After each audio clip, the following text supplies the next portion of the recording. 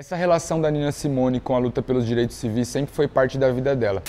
E não tem como falar de mulheres e cantores no jazz sem falar da Nina Simone. An artist's duty, as far as I'm concerned, is to reflect the times.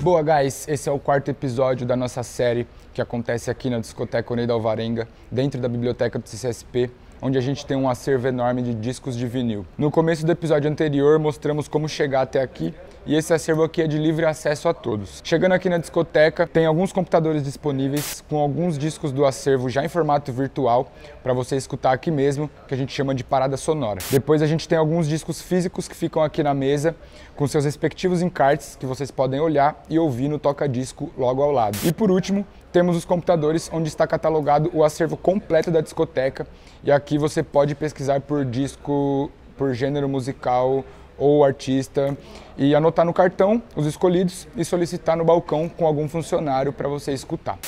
Durante uma das minhas pesquisas aqui, me deparei com um acervo enorme de discos de jazz, que eu inclusive sou um grande fã, e o jazz teve um papel muito importante não só na música, mas também na história da humanidade. Devido à sua origem e os ideais que aborda, era muito ligado às lutas das minorias da época, mas também devido à sua sonoridade agradável, livre e às vezes até meio lúdica, me remete muito a filmes e desenhos animados. E foi aí que eu resolvi falar nesse episódio sobre música, cinema e revolução. E para falar sobre isso, dessa vez eu escolhi não só um, mas sim 3 discos da grandiosa Nina Simone, e eu vou explicar para vocês o porquê. Mas antes, já se inscreve aqui no nosso canal, deixa o seu like aí se estiver curtindo a série, certo?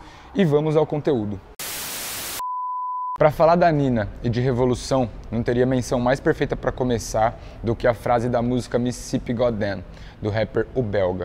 E revolução pra mim é Nina Simone cantando Mississippi Goddamn. Não esses caras trocando o Kinect do Xbox que ganhou do pai por 10 minutos de fama.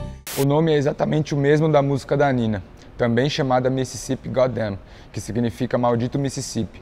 A música foi considerada um hino ativista e também um divisor de águas na carreira da Nina, porque não foi uma música comercial, mas foi um grito de liberdade para muitos negros no sul dos Estados Unidos em 1963. A letra fala principalmente sobre a tragédia que aconteceu em 15 de setembro daquele ano, numa igreja de Birmingham, no Alabama, onde 4 jovens meninas negras morreram instantaneamente em uma explosão de um ataque terrorista da supremacia branca. Dentre outras tragédias semelhantes da época que inspiraram essa composição. Essa faixa foi a primeira da Nina sobre direitos civis e foi um ato revolucionário por alguns motivos. Um deles é que na época não se permitiam palavrões nas TVs e mídias, por isso os DJs se recusaram a tocar e as rádios devolveram os vinis quebrados ao meio. Mas o grito da Nina nessa canção foi tão forte que estourou todas essas bolhas da época, se tornando uma arma para Nina e para todas as pessoas negras que viviam naquelas regiões. Até que no ano seguinte, em 1964, foi aprovada a Lei dos Direitos Civis, que proibia a segregação racial na educação e no mercado de trabalho. Como consequência, quando gravou Mississippi Goddamn, a dor e o ódio da Nina eram tão grandes e ela cantou com tanta força que estourou também a sua voz e depois disso nunca mais atingiu uma oitava anterior. Essa relação da Nina Simone com a luta pelos direitos civis sempre foi parte da vida dela. Vocês já devem ter visto a entrevista mostrada no começo do vídeo, onde ela diz: "O dever de um artista, na minha opinião, é refletir os tempos." An artist's duty, as far as I'm concerned, is to reflect the times. I think that is true of painters, sculptors, poets, musicians. As far as I'm concerned, it's their choice. But I choose to reflect the times and the situations in which I find myself. That to me is my duty. E é claro que esse não foi o único ato revolucionário dela. Então agora eu trouxe vocês até uma outra parte da nossa discoteca, que é o acervo de livros de música. Aqui a gente tem diversos livros sobre música, entre biografias, livros de conhecimento específico sobre um gênero, ou conhecimentos musicais amplos, como teorias, cifras e partituras. Nesse livro, Jazz para Principiantes, que vocês podem consultar aqui na discoteca, temos um capítulo que fala sobre mulheres no jazz e cantores de jazz. Uma vez que o jazz começou como música somente instrumental e também era um tanto quanto machista, como quase tudo no mundo em que vivemos hoje. E não tem como falar de mulheres e cantores no jazz sem falar da Nina Simone, que mesmo com toda a sua qualidade e importância, ainda gerava alguns questionamentos, como vemos agora nesse trecho do livro. Isso porque a maioria dos artistas que introduziram o canto no jazz vieram de outros gêneros, como no caso da Nina, que começou na música clássica, o que a fez se tornar uma ótima pianista e acompanhar alguns músicos antes de ter a sua própria carreira como cantora. E quando sua carreira começou, Nina cantou R&B, soul, gospel, blues, folk, até chegar no jazz, onde se tornou ainda mais relevante. Além da influência natural do jazz sobre o hip hop, Nina tinha um estilo, voz e sonoridade muito únicos e cativantes, e isso inspirou diversos músicos pelo mundo afora, principalmente rappers. Sendo assim, muitos deles já samplearam várias músicas da Nina.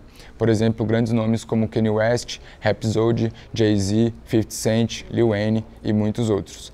E até alguns rappers brasileiros como Black Alien e os grupos Zarastruta e Cone Crew Diretoria. Mas não foi só o rap que bebeu dessa fonte. Artistas de outros estilos musicais como Kim Michele, Regina Spektor, FKJ, Flying Lotus, Serena Ryder e mais também já samplearam a Nina. Das mais de 80 músicas da Nina que foram sampleadas, os destaques são Don't Let Me Be Misunderstood, utilizada 41 vezes, Wild's the Wind, utilizada 23 vezes, Sinner Man, utilizada 17 vezes, Sea-Line Woman, 14 vezes e Baltimore, 13 vezes, além de Feeling Good e I Put a Spell on You, que são as mais conhecidas e somadas chegam a 104 utilizações. Isso tudo sem falar dos remixes e regravações. Mas dessa vez, os samples vão ficar só como detalhe, porque as lutas e a grandeza da Nina foram muito além da música, e é aqui onde entra o cinema. Essa foi a primeira parte desse episódio, e na segunda parte eu vou mostrar para vocês os discos que eu escolhi e vou falar sobre essa relação da Nina com as telinhas. Então ativa os sininhos da notificação para não perder e até o próximo.